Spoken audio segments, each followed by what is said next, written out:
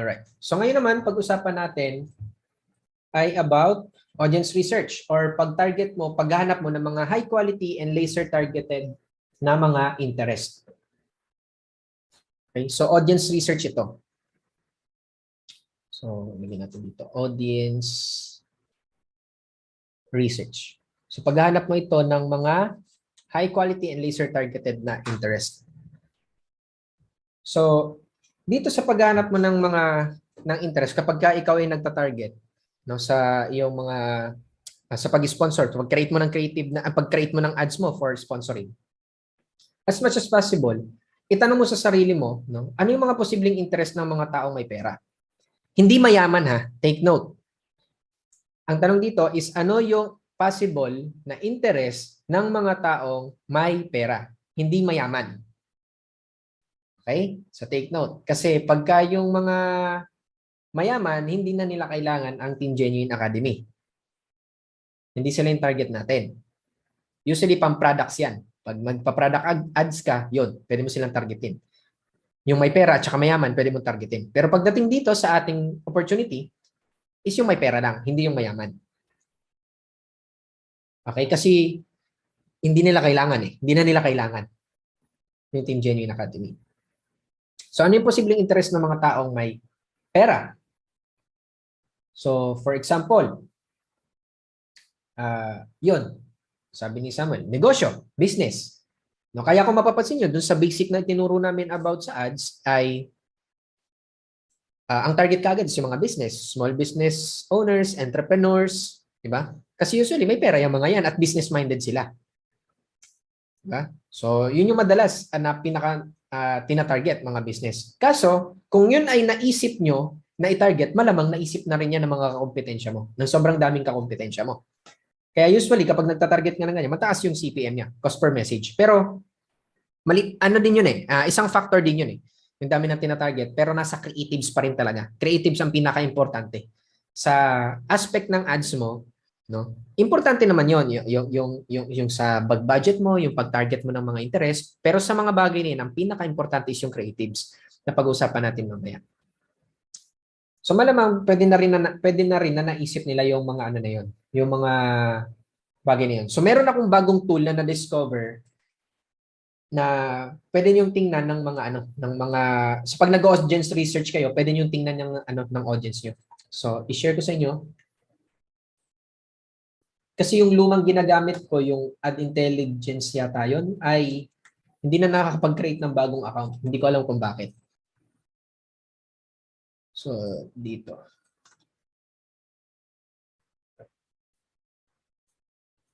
Okay, so yan. Ito yung bagong, at dito sa na to, dito sa software na to, hindi mo na kailangan pang mag-register. So, itatype mo na lang dyan. Yun nga lang, medyo magmamano-mano ka ng bilang. Kasi for example, tinype ko dito business, tapos clinic mo yung search, lalabas yan ganyan. So, mamano-mano ka ng bilang kasi tingnan mo, ilang numbers na ba to? 1, 2, 3. So, yun lang. Unlike dun sa dati kong ginagamit na nakalagay ka agad, wala pating comma ito. So, yun yung ibig ko sabihin na magmamano-mano kang bilang. No? Kung ilang digits ito, kung ilang billion ito, nakalagay dito sa 1.8 billion. Business and industry. So, lahat ng mga keywords na may kilalaman sa business, lalabas dito. Ayan. So, automatically naman siya na nakasort sa pinakamalaki na audience. So, huwag kayong magsisimula dito sa mga to. Walang kwenta tong mga to kasi ang liliit. Okay, dito kayo magsisimula. No? And ang coverage nito is buong mundo naman eh. Buong mundo na mayroong Facebook. Eh, hindi naman natin target yung buong mundo. So, magnanaro pa naman yan pagdating sa Pilipinas lang. So, ito yung may mga kinalaman din sa business na pwede nyong i-test sa inyong mga ads. And isa sa mga tip na pwede kong ibigay sa inyo, since lalo na kapag medyo kahit pa paano, kabisado mo na yung basics natin, testing ng ad, testing ng creatives, testing ng interest, pwede ka mag-testing ng mga hindi, sa tingin mo, ay hindi masyadong ginagamit ng ibang tao na mga targeting.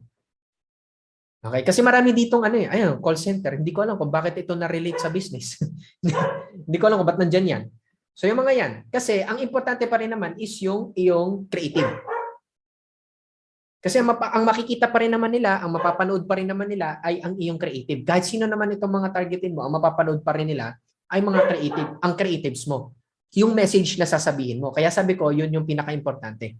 Kasi kahit mag-target ka dyan ng hindi naman about sa business, pero hindi naman kasi porket ang tinatarget mo na tao is business, ay business lang talagang interest nila eh. Meron pa yung syempre ibang interest. Alam ni Facebook lahat ng interest natin. So hindi naman porket tayo nagbi-business halimbawa, yun lang ang interest natin, di ba? For example, interest ako sa business. So kapag ka merong gumawa ng ads na target nila is business, malamang makikita ko din yan. Pero interested din ako sa anime. So pwede rin ako makakita ng ads na anime, di ba? Parang medyo malayo siya, no? Tapos interested din ako sa sapatos. So pwede rin ako makakita ng ads about sapatos. So hindi naman porket nag-target ka ng isang ganyan na target is business lahat ng tao meron namang iba't ibang interest, madaming interest. So kung yung creatives mo pa rin ay nagsasalita dun sa target market mo, kahit anong interest yung ilagay mo, makakakuha pa rin yan ng mga prospect na nagsasalita, na makakukuha pa rin yan ng mga prospect na nakaka-relate dun sa message mo. Okay, so kaya ko pa ulit-ulit sinasabi sa inyo, yung creatives pa rin yung pinakang-importante. So itong website na ito ay peakadinterest.com. So i-send ko rin dito sa chat natin. Para may sige. Ayun, may nag-send na pala. Nag-send na pala ni Nini. Peakadinterest.com. So wala nang registration dito. So ito, nandun to sa Facebook itong mga interest na ito. So i-testing nyo kung i-testing nyo itong mga itong mga interest na ito, pwede nyo subukan sa inyong bawat ad set na gagawin. Kahit ako kasi pag nagte-testing, madami na kasi nga kabisado ko ng basic. Pero pwede ka mag-testing at least 3. At most 3. Kung hindi ka pa masyadong komportable, at least pa 3 lang yung testing mo. Halimbawa, ang iti-testing mo is itong product business, management, tsaka industry. Pwede mo gawin Ganyan mo, i-check mo yan, tapos copy to clipboard mo yan. So pag nag-open ka ng notepad, nakakopy naman yun Pag nag-open ka ng notepad, so ipipaste mo lang doon. So itatry mo na yan doon sa yung ads. So subukan mo yan, yung mga target na yan, malay mo mag-work. Hindi natin malalaman hangga't di natin sinusubukan. Okay? So balik tayo dito sa ating whiteboard, no? Para makapag-target ka ng mga high quality laser targeted na mga interest, ay isipin mo ano yung posibleng interest ng mga taong may pera. So sinabi niyo na kanina business.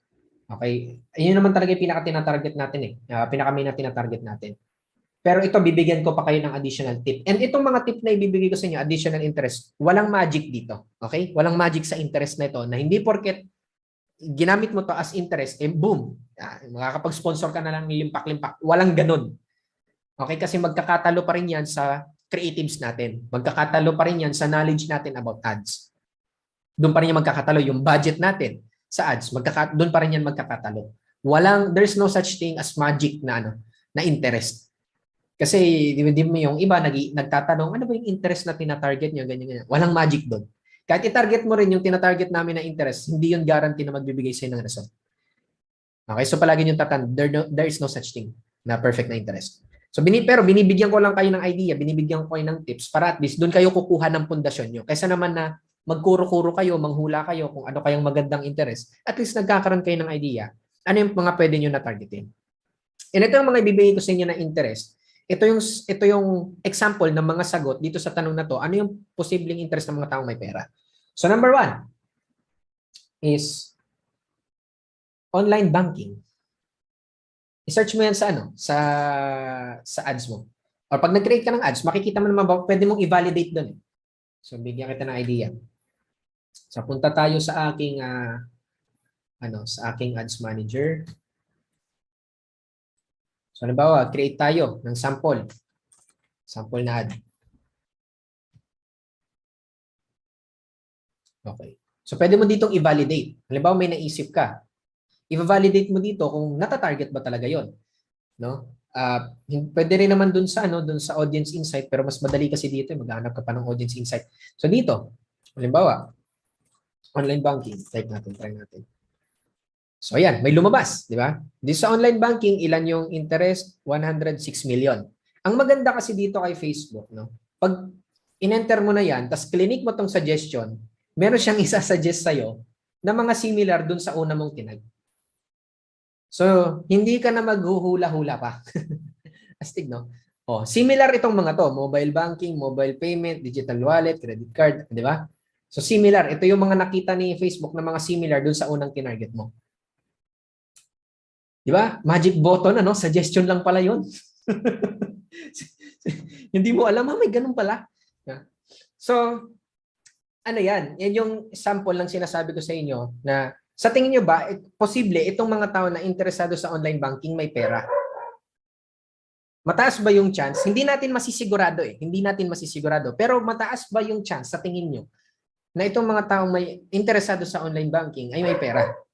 May 2.5 man lang. May 2.5 man lang. Mataas yung chance. Di ba? Hindi magkakaroon ng interest sa online banking yung mga walang pera. Aanin nila yan. Di ba? Hindi magkakaroon ng interest yung mga medyo thunders na pagdating sa online banking kasi hindi nila alam kung paano yan. Actually, meron akong kilala na meron akong kilala for the first time in my life. Naka-encounter ako ng tao na hindi sila naniniwala sa online banking. Hindi lang sa online banking, hindi sila naniniwala sa bangko itself. Ayaw nilang ilagay ang pera nila sa bangko, ayaw nilang mag-online banking, ayaw nila ng mga Paymaya, GCash, gusto nila cash lang talaga. And guess what kung anong edad nitong mga taong to? Yan yung edad na hindi natin tinatarget. Kasi mga old schooler sila eh. Duda sila sa mga ganyan. Diba sila yung mga thunders? Kaya yun yung ibig kong sabihin. Kaya napaka-importante ng target marketing kasi if you're targeting to everyone, you are targeting to no one. So magic button yung suggestion, di ba?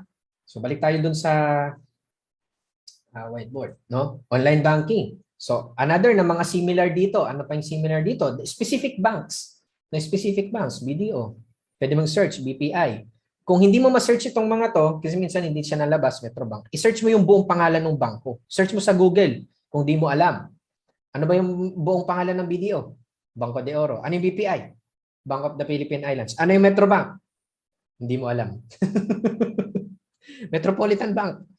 Di ba? Ito yung big three na mga bangko. Meron pang iba. May Union Bank pa, di ba? May China Bank pa, may East West pa, may UCPB, RCBC, madami pa namang iba. Pero kaya itong tatlo lang yung pinakita ko dyan kasi yun yung mga pinakamalalaki. Okay?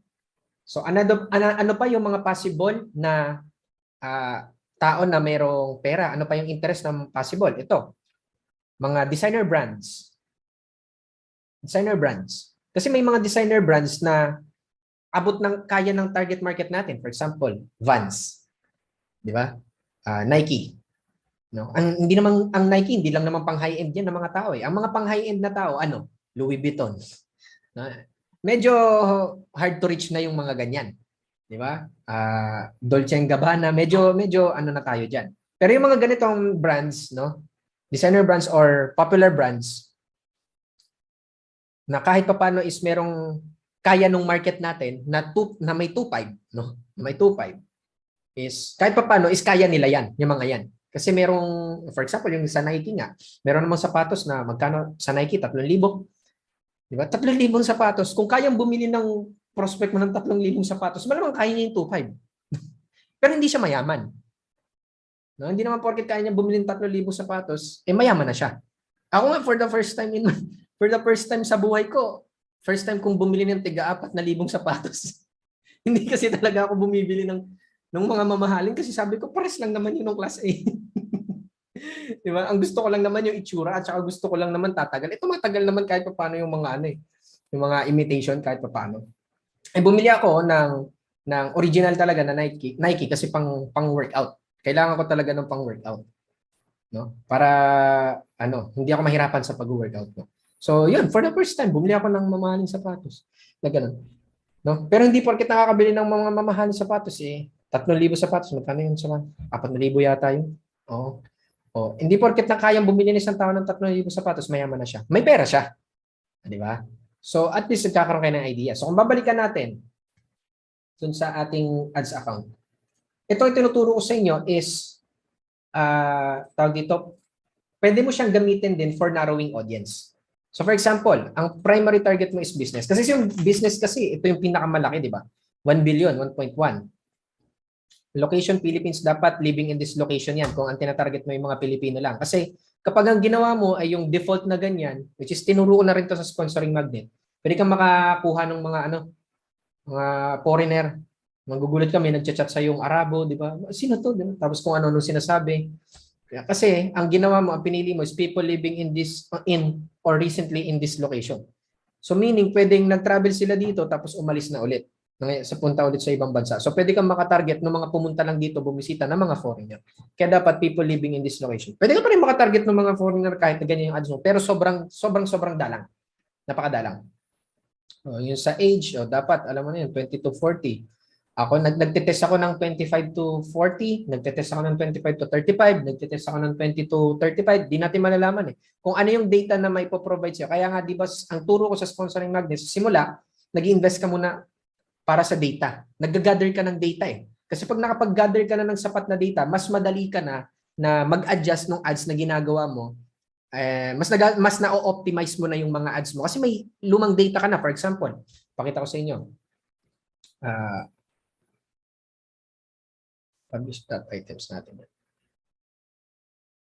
Okay. Ay, mali yung pinindot ko. Delete ko yan. Ay, wala palang ads yun.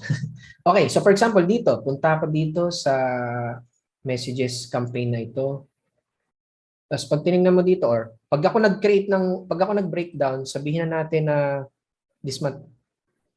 Pag ako nag-breakdown dito by delivery, age, and gender, makikita ko dito yung mga tao na nagme-message sa akin. Na madalas na nagme-message sa akin, makikita ko kung sino, anong edad nila, makikita ko kung ano yung, makikita ko kung ano yung tawag dito.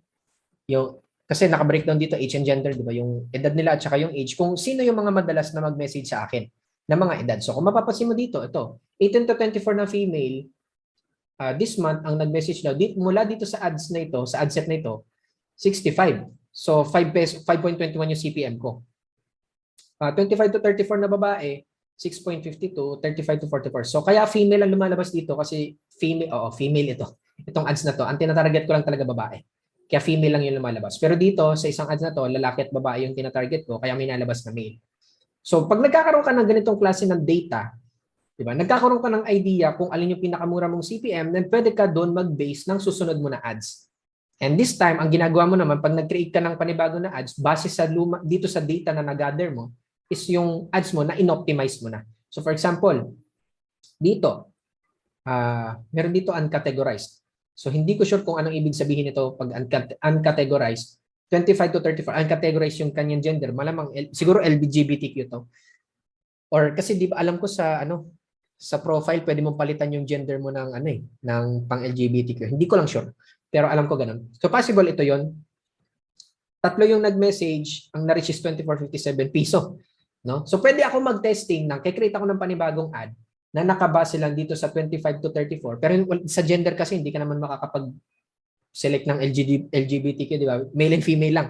So both gender pa rin. Pero susubukan ko mag-ads ng 25 to 34 lang yung tinatarget ko. Magte-testing ako, titingnan ko kung mura pa rin yung CPM sa susunod. Okay? Ito, 35 to 44, magkikreate pa ba ako ng panibago? Hindi na, kasi lumpas na siya dun sa age bracket ng tinatarget ko. So dito sa mga sumunod, 35 to 44 na male, 6 pesos, 35 to 44 female, 5.7, 25 to 34 na male, 5.46, 25 to 34 na female, 5.24. So kung mapapansin mo, base dito sa data nitong ad set na to, mas mura yung 25 to 34 na female. At yun yung reason kung bakit ko to ginawa, itong ads na to. Dito ako kumuha ng data sa mga luma kong ads na tinesting. Yung iba patay na kasi hindi na sila maganda yung result eh. Kasi nagfa-fatigue din yan, naluluma yung mga ads. So, nag-create ako ng panibago, nag-testing ako ng panibagong targeting. Kung mapapansin mo, dito 25 to 35 na female is 5.24. Dito nagmahal. 6.52 yung 25 to 34 na female. Pero yung 18 to 24, 5.21. So, nagkakaroon ka ng idea base sa data na nagagather mo. Kaya ang sabi ko diba sa inyo, sa ads, nag-i-invest ka muna ng data. Para hindi, sa mga susunod na gagawin mong ads, hindi ka na nanguhula. Nagigets nyo ba? Meron ka ng data na pagbabasehan, hindi ka na nanguhula. Sa umpisa, nagbe-brainstorming ka lang para ka rin nanguhula sa simula, no? Kung sino yung magiging target. Kaya nga, di ba, turo ko sa inyo, always be testing. Kasi di mo talaga malalaman eh. Test ka lang ng test ng panibago, test ka lang ng test. Hanggang sa makuha mo yung magbibigay sa'yo ng result, pero that doesn't mean pag yun na nagbigay sa'yo ng result, forever na yon. No? Walang forever dito sa Facebook ads, lalo-lalo na dito sa Facebook ads. So, pag nakuha mo na yung tamang formula ng targeting, ng tamang formula ng creatives mo, kasi malalaman mo yun through your testing eh. Sa pamamagitan ng mga natututunan mo, tapos sa pamamagitan ng pag-test mo, dun mo malalaman kung alin yung magbibigay sa'yo ng result. Pero that doesn't mean magbibigay niya yan sa'yo ng result forever. Habang naggumagana ito, nag-work ito, kumikita ka dito sa ad nito, nag-brainstorm ka na ng panibago. I-create ka na ng panibago na ads. Base dun sa mga lumang data na nag-gather mo na. Okay, sobrang precious nitong mga data na nag-gather natin kasi ito yung reason bakit billion-dollar company ang Facebook. Dahil dito sa mga data na ito. Okay? So, naiintindihan ba so far?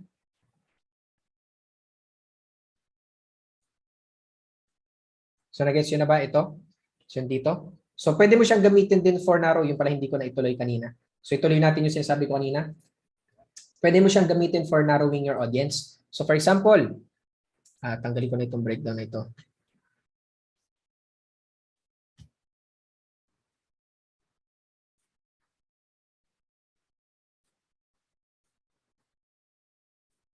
Sample, create tayo ng panibago. Sample ulit.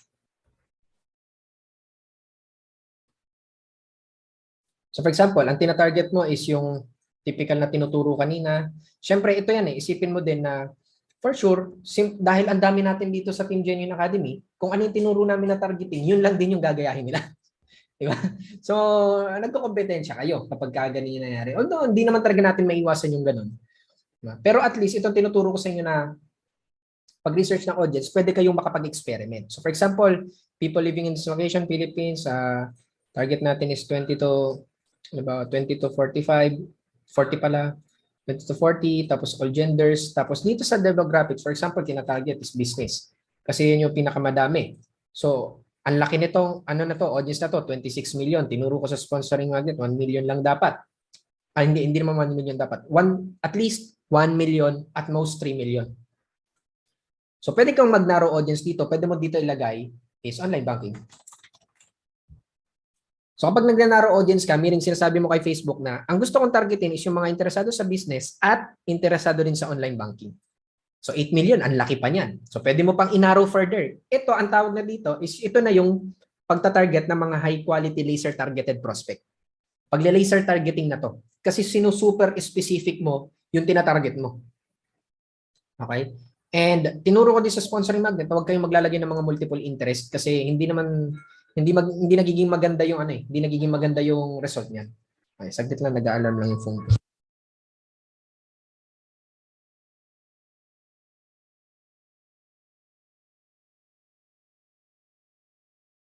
Okay. So yun.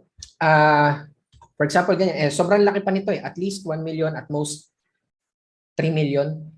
Wag na kayong lalaki pa doon, lalo na tapos ang budget nilang 100 pesos.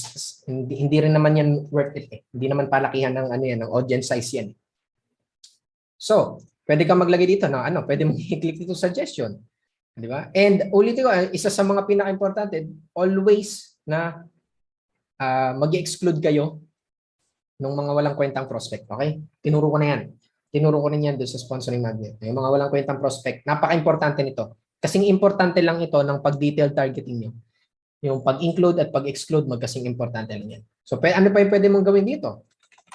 Pwede mong gawin mobile banking. Yung mga interesado sa mobile banking. Di ba? Masyado na itong lumiit kapag kaganon. Less than 1 million na siya. Sobrang liit na kapag kaganyan. Sabi ko, at least 1 million, at most 3 million. Huwag nyo nang masyadong palilitin pa doon. Huwag nyo nang masyadong palalakihin pa. So, ano pa yung pwedeng interest? Pwedeng narrow natin. Online shopping. Online shopping. So, mga taong mahilig sa online shopping, ang laki pa rin ng audience. Narrow further. Pwede pa natin. Ito yung, tawag dito, itong engaged shopper naman ito, ibig sabihin nito, ito yung mga tao na mahilig mag-click dun sa buy now or shop now button in the past week. Yun yung nakalagay dito sa description ni Facebook. So, malamang sa malamang, mataas yung chance na mahilig itong magbibili ng kung ano-ano. So, malaki pa yan. Pwede ka pang mag-narrow hanggang sa narrow mo na at least 1 million, at most 3 million. So nagigets mo, nagiging laser targeted yung prospect mo. And kapag ginagawa mo ito, make sure na naka-uncheck to ha. Tinuro ko din yan sa just sa sponsoring magnet. Make sure na naka-uncheck itong reach people beyond chorba-chorba. Kasi kapag ginawa mo yan, ang gagawin ni Facebook is gagawa siya ng way para gagawa siya ng way para hindi lang magsasuggest siya kumbaga na hindi lang niya ipapakita yung ads mo dun sa mga tao na nilagay mo dito, ipapakita niya pa niya beyond dun sa mga tinarget mo na sa tingin nila ay magiging interested din. Simula, wag muna. Ganyan lang muna yung gawin mo. Okay? So ako kasi ginagamit ko lang itong rich people na ito kapag meron talaga akong specific na gustong targetin pero below 1 million siya. Okay. So pag below 1 million siya, doon ko lang siya ginagamit. Yung rich people na to. Doon ko lang siya chine-checkan. Pag meron akong gustong targetin na na gusto ko talaga siya targetin kaso below 1 million eh. So hahanap si Facebook ng way na mahanap niya yung mga similar na taong parang na similar na tao doon sa tina-target mo. Okay? Nag-guess nyo pa so far. So malamang, yung karamihan ng mga students ng Team Genuine, gagayahin lang nila kung ano yung nakita nila. Kasi malamang yun din ang ginawa mo, di ba? Ginaya mo lang kung ano 20 to 40, okay, ganun. Okay, business din. Ginaya mo lang. No, nagkaiba lang tayo isa creatives na ginamit. And yung iba sa inyo, ginamit nyo din yung creatives kasi meron tayong pinoprovide na creatives. So ang mangyayari na, di pare-pares na kayo ng ads, kayo-kayo lang din yung nagkukompetensya, halos copy-paste. So ito ang tinuturo ko sa inyo, at least kahit paano, naiiba ka dito sa part na ito. And later on, tuturo ko sa iyo, paano ka maiiba rin sa creatives. Pwede mo naman talagang gamitin yung mga pre-made creatives natin kasi lalo-lalo na pag sa beginner pa lang, at least may nagagamit ka na kaagad. Kasi yung iba dyan sa inyo, hindi ko naman pwedeng pilitin na mag-video-video ka kaagad gumawa ka kaagad ng video. Pero later on, matututunan mo na sobrang simple, sobrang dali lang naman gumawa nun. Hindi naman pinakukomplika yung mga bagay. Okay?